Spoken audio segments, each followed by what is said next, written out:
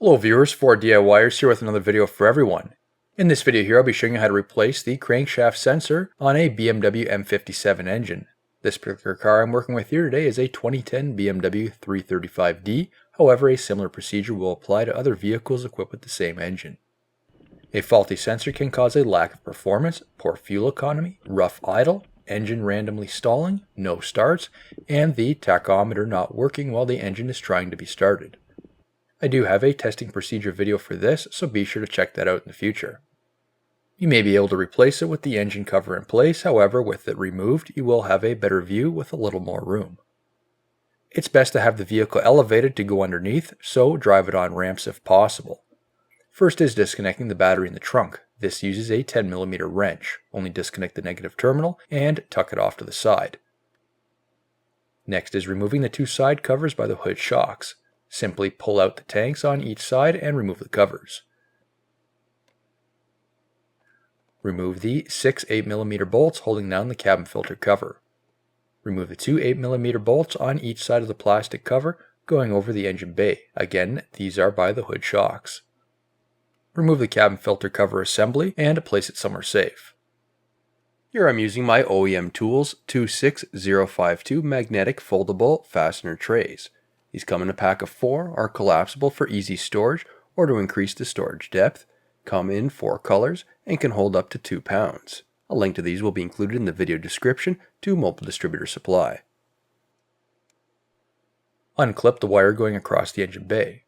Remove the sensor and wire on the passenger side on top of that plastic cover. Gently wiggle out the plastic cover and finally remove. Remove the 7 5mm socket head bolts holding on the engine cover. Once those fasteners are out, wipe around the engine fill location, then remove the filler cap. Lift out the first part of the engine cover. Reinstall the oil fill cap. Remove the plastic cover on the center of the windshield cowl, then loosen the E18 bolt here. There is no need to remove it fully. The strut braces have slotted holes where they slide in under the bolt head.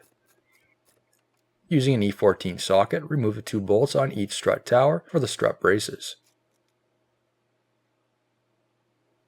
Remove those strut braces for each side. Make note of their orientation as they only fit in one position.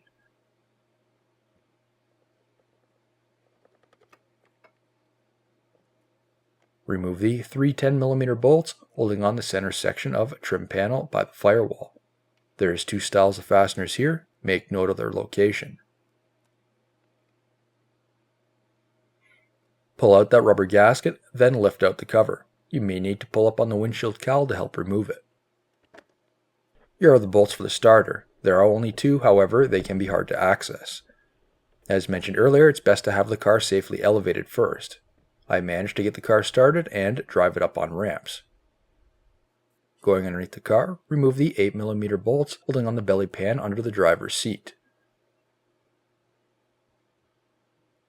Once those bolts are out, then rotate the belly pan towards the rear of the car to disconnect the lock-in clip. Place the pan off to the side. Using an E14 socket, I have a piece of 3/8 square stock that I inserted into the rear of the socket. Then using a 3/8 wrench I was able to loosen the bolt. This is an extremely awkward spot. Now to get that other bolt. This one took 32 inches of extensions with a swivel and a socket, all on a 3/8 drive ratchet.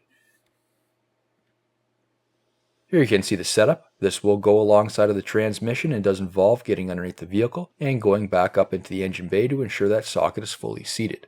Try not to strip the heads on the bolts, otherwise this will be a nightmare to fix. Once those bolts are out, then pull back the starter. No need to fully remove it.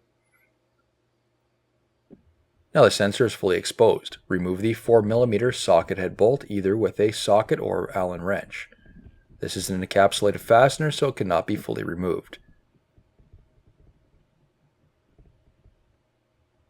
I then removed the 4mm socket head bolt for the electrical connector. The connector was already disconnected. It has a tab on the top that is depressed, then wiggle the connection apart.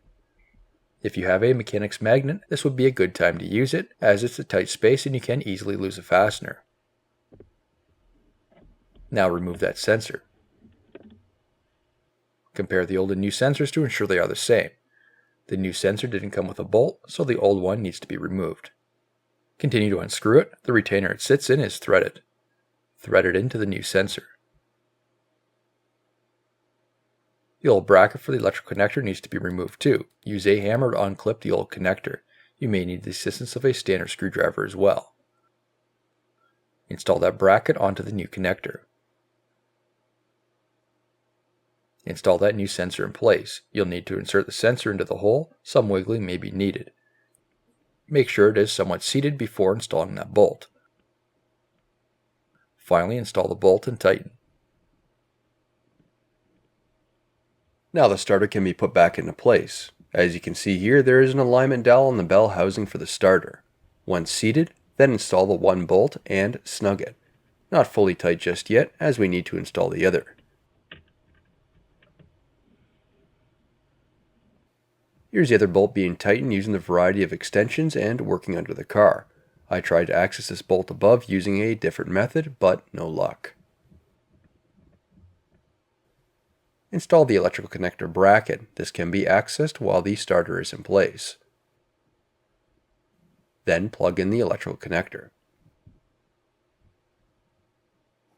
Reinstall that belly pan, install it on the pivot first, then rotate it in place and install the fasteners. The rear part of the engine cover gets installed. Make sure the insulation isn't folded up against the intake. Install that cover under the cowl. Make sure it's fully seated before installing the fasteners. Then install those fasteners. As mentioned earlier, there are two different thread types here, so don't mix them up. The strut braces can be installed along with the fasteners.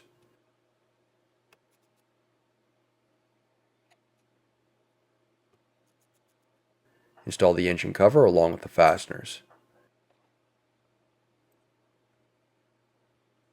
Make sure that rubber gasket is in place on the rear. Install that large plastic cowl at the back of the engine bay. Install those two fasteners on the outer sides. Clip in that wire that goes across the top of the engine cover. Install the cabin filter cover along with those fasteners. Clip on that sensor on the passenger side as well. Then snap those covers back into place and you're officially done. New videos released every week on my channel. Be sure to hit that thumbs up button. It's a huge help to me, and leave a comment below if you found this tutorial helpful. If you're not a subscriber, be sure to also hit that subscribe button. Thank you for watching.